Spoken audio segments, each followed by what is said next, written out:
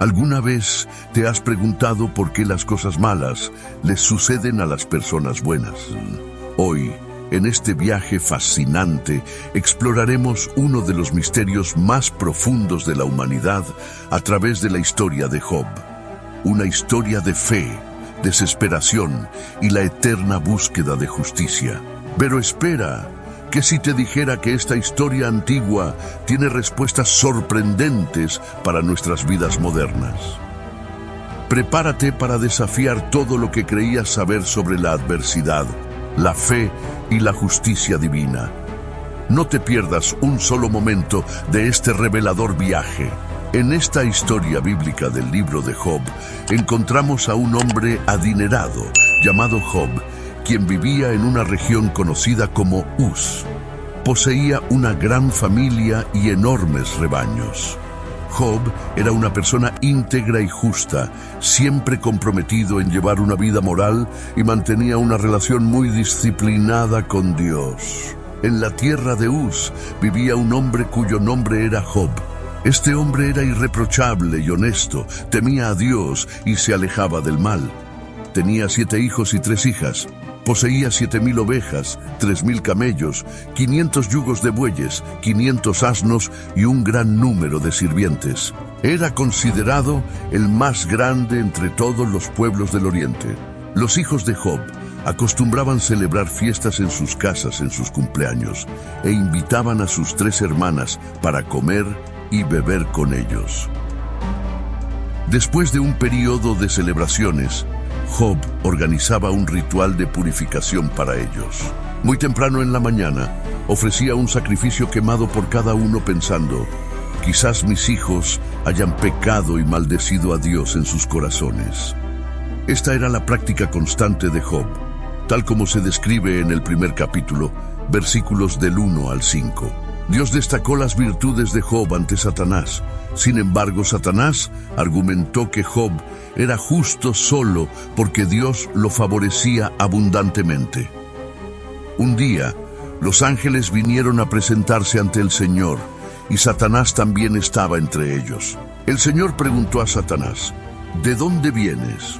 Satanás respondió al Señor, de recorrer la tierra yendo y viniendo por ella. Entonces el Señor le dijo a Satanás, ¿has notado a mi siervo Job? No hay nadie en la tierra como él, un hombre íntegro y correcto que teme a Dios y evita el mal. ¿Acaso Job teme a Dios sin razón? Replicó Satanás. ¿No has puesto una protección alrededor de él, de su casa y de todo lo que posee? Has bendecido todo lo que hace, y sus rebaños y manadas se han extendido por la tierra. Estos diálogos entre Dios y Satanás se narran en el libro de Job, capítulo 1, versículos del 6 al 10. Satanás desafió a Dios, diciendo que si se le permitiera infligir sufrimiento a Job, éste cambiaría y maldeciría a Dios. Dios permitió que Satanás atormentara a Job para probar esta audaz afirmación, pero prohibió quitarle la vida a Job. Pero extiende tu mano y ataca todo lo que posee, y seguro que te maldecirá en tu rostro. Dijo el Señor a Satanás, muy bien entonces, todo lo que posee está en tu poder, pero no pongas tu mano sobre el mismo hombre. Entonces Satanás salió de la presencia del Señor. Estos eventos se describen en el libro de Job, capítulo 1, versículos 11 y 12. Job recibió 4 noticias en un solo día, informando que sus ovejas, sirvientes y 10 hijos habían muerto, víctimas de invasores ladrones o desastres naturales. Un día, mientras los hijos e hijas de Job estaban celebrando y bebiendo vino en la casa del hermano mayor, un mensajero llegó a Job y dijo, los bueyes estaban arando y los asnos pastando cerca, cuando los sabeos atacaron y se los llevaron. Mataron a los sirvientes a espada, y yo fui el único que escapó para contártelo. Mientras aún hablaba, otro mensajero llegó y dijo, el fuego de Dios cayó del cielo y quemó las ovejas y los sirvientes, y yo fui el único que escapó para contártelo. Mientras éste aún hablaba, llegó otro mensajero. Los caldeos formaron 3 grupos de ataque y lanzaron un ataque sorpresa a tus camellos, llevándoselos. Mataron a los sirvientes a espada, y yo fui el único que logró escapar para informarte. Aún hablando, otro mensajero llegó diciendo: tus hijos e hijas estaban celebrando y bebiendo vino en la casa del hermano mayor, cuando de repente un fuerte viento vino del desierto y golpeó los 4 rincones de la casa. Esta se derrumbó sobre ellos y murieron. Yo soy el único que escapó para contártelo. Estos trágicos eventos se describen en el libro de Job, capítulo 1, versículos 13 a 19. En su luto, Job rasgó sus vestiduras y se rapó la cabeza, pero aún así alabó a Dios en sus oraciones. Entonces Job se levantó, rasgó su manto, se rapó la cabeza y postrado en el suelo, adoró, diciendo: desnudo salí del vientre de mi madre, y desnudo partiré. El Señor dio y el Señor quitó, bendito sea el nombre del Señor. En todo esto, Job no pecó ni atribuyó a Dios ninguna falta. Esta respuesta de Job está en el libro de Job, capítulo 1, versículos 20 a 22. Satanás aparece en el cielo de nuevo y Dios le da otra oportunidad para probar a Job. Esta vez, Job sufre de terribles heridas en la piel.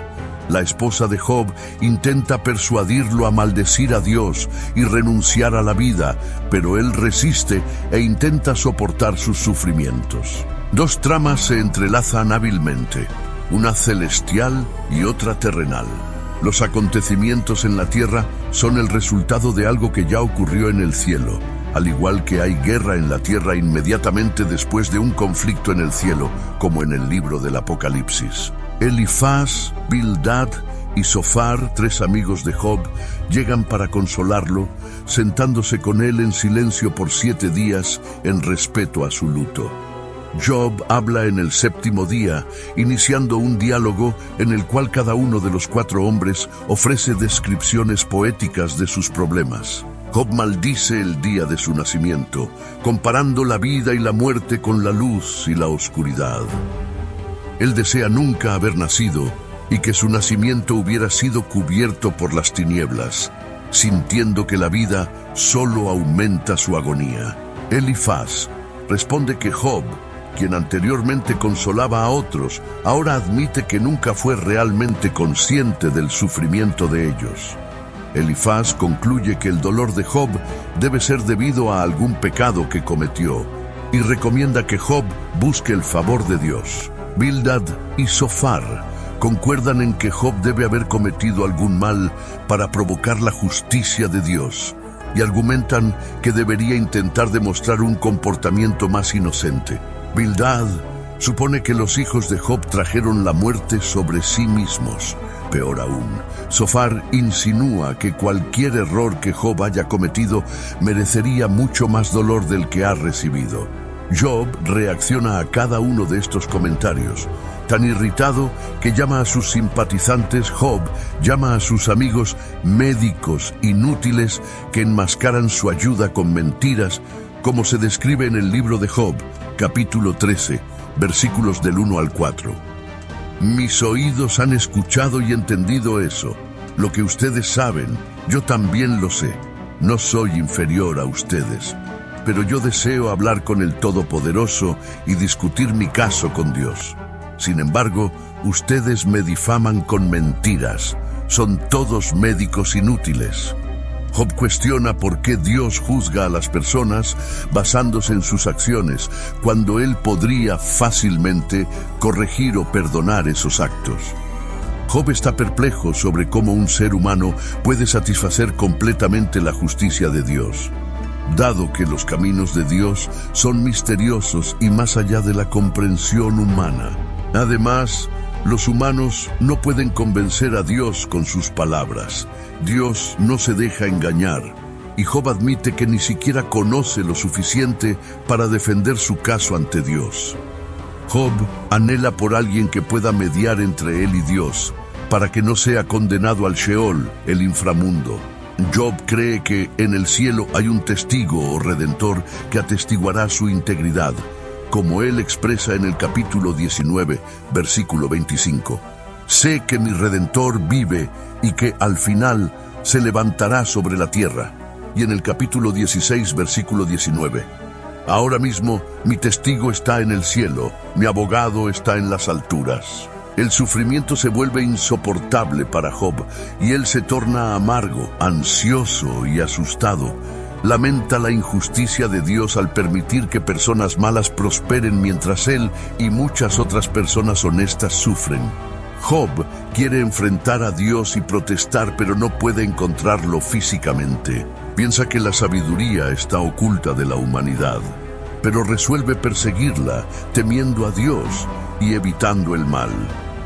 Eventualmente, Dios interviene en el diálogo divino de la primera ronda. Durante sus discursos, Job pidió a Dios 36 veces que hablara con él. Ahora su deseo es atendido. En las dos ocasiones en que Dios habla con Job, esto sucede en medio de una tormenta. Hay un cierto humor en la forma en que Dios se dirige a él. Job es recordado por Dios de que Él es el creador de todo. Dios repasa su impresionante actividad de crear y sostener el mundo, preguntando a Job si podría igualar esa obra. Termina preguntando si Job está en posición de juzgar, diciendo que es impertinente para Job creer que Dios debería explicarse a él. Job es hecho sentirse muy pequeño. Eventualmente Job responde: soy indigno. ¿Cómo puedo responderle? Pongo mi mano sobre mi boca. Hablé una vez, pero no tengo respuesta. 2 veces, pero no diré nada más. En el segundo encuentro, Dios no habla sobre sí mismo como creador, sino sobre 2 de sus criaturas. El discurso está lleno de humor. Una vez más, le pregunta a Job sobre sus pensamientos respecto al hipopótamo, el behemoth y al cocodrilo, el leviatán, como si estas increíbles bestias tuvieran las respuestas a los grandes problemas de la vida. Job es recordado de que no puede entender a Dios, ni al mundo animal, y mucho menos al mundo moral. Así, el punto principal de Dios es: ¿por qué estás tratando de discutir conmigo? Job responde que Dios es omnisciente y que ningún plan de él puede ser frustrado.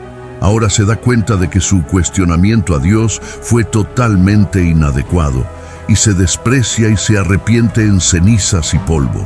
Aunque el encuentro con Dios es humillante para Job, el núcleo del problema de Job es abordado, ya que vuelve a conectarse con Dios. El diálogo ofrece un clímax magnífico e inesperado para el libro.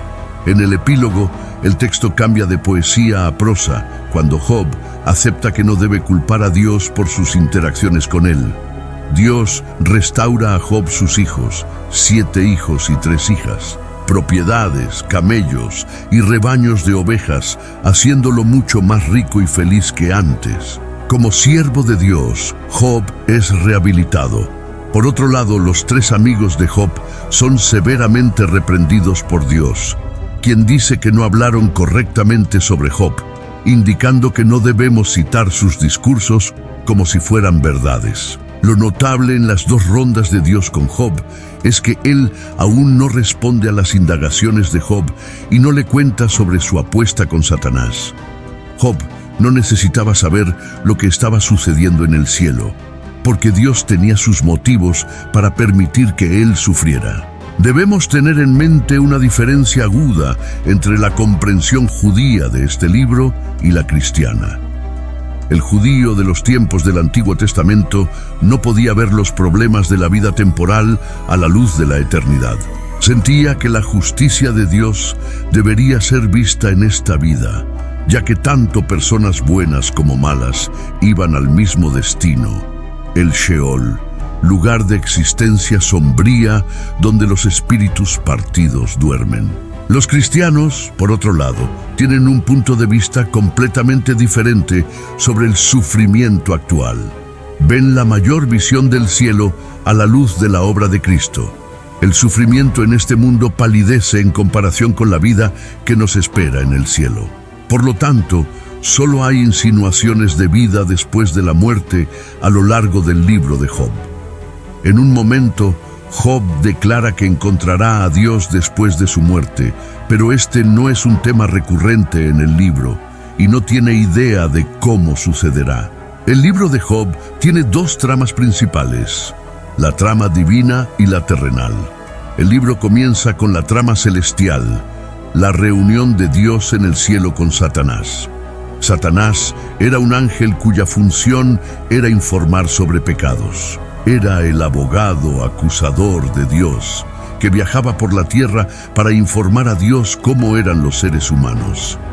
En el tiempo de Job, Satanás se había vuelto tan cínico que no creía que alguien pudiera amar a Dios por Dios mismo. Creía que las personas solo amaban a Dios por lo que Él podía proporcionarles.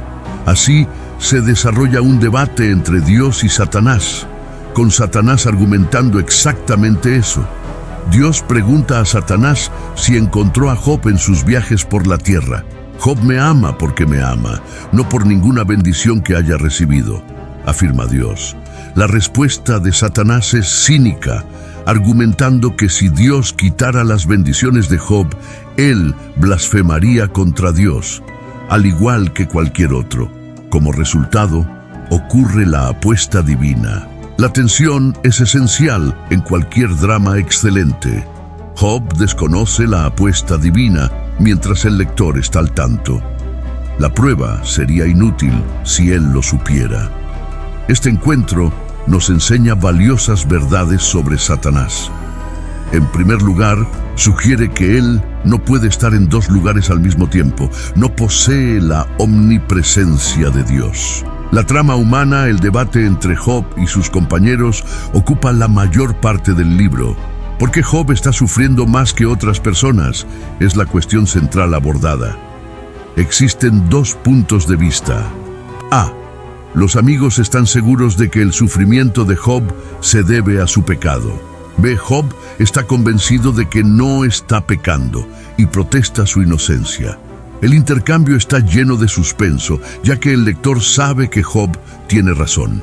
La estructura de dos tramas del libro nos recuerda que nadie conoce el cuadro completo cuando se trata de entender por qué las personas sufren.